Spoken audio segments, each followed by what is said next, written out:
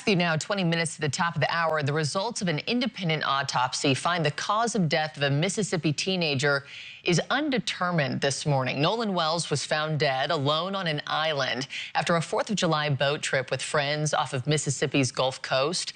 His death and now the second autopsy results are yielding more questions than they are answers. Joining me now, I have Doug Coons, retired FBI agent and owner and CEO of Veracity IIR. It's a global intelligence investigation and research firm. Doug, good morning to you. Thank you for your time. So the cause of death is currently listed as undetermined pending investigation. How often do you get an autopsy back where the cause is just unknown? It happens. I can't say as to how often it does, but like you said, you're expecting answers, something that's going to help you, and instead you've actually got more questions in this case. It's just a fact of life when you're an investigator and you have to regroup and dig in and get to work. There's a lot yet to do now. I know the medical examiner in Mississippi hasn't even released the results of the state autopsy yet. Do you think it's because they reached the same unknown conclusion and that's why a second autopsy was even conducted?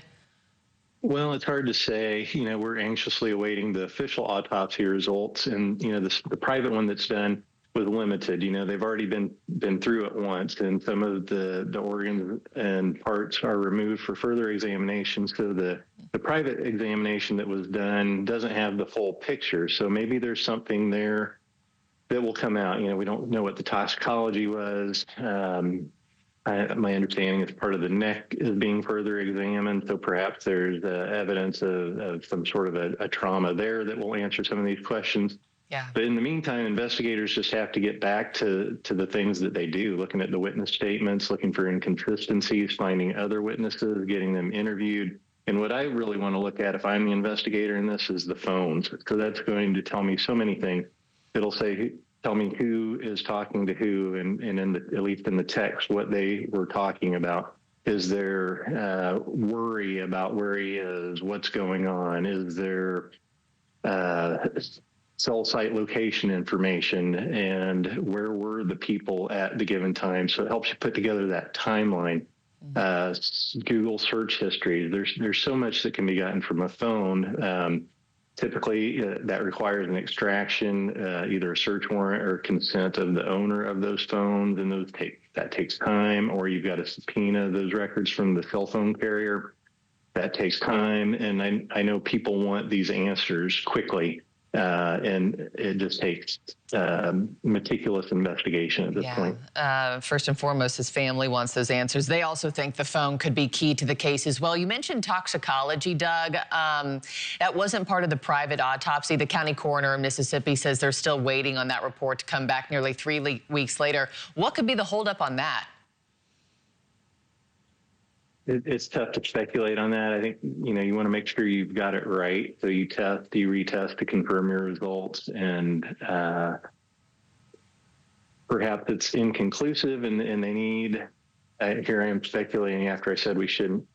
We just don't know. I'm not the medical examiner. I don't have access to that information, and I'm sure there's a good reason for why. But, you know, I think it's important for, if you're the police chief or the police department, to be as transparent and forthcoming as possible without compromising the investigation. And perhaps he's already doing that, but clearly people want answers, and people are impatient.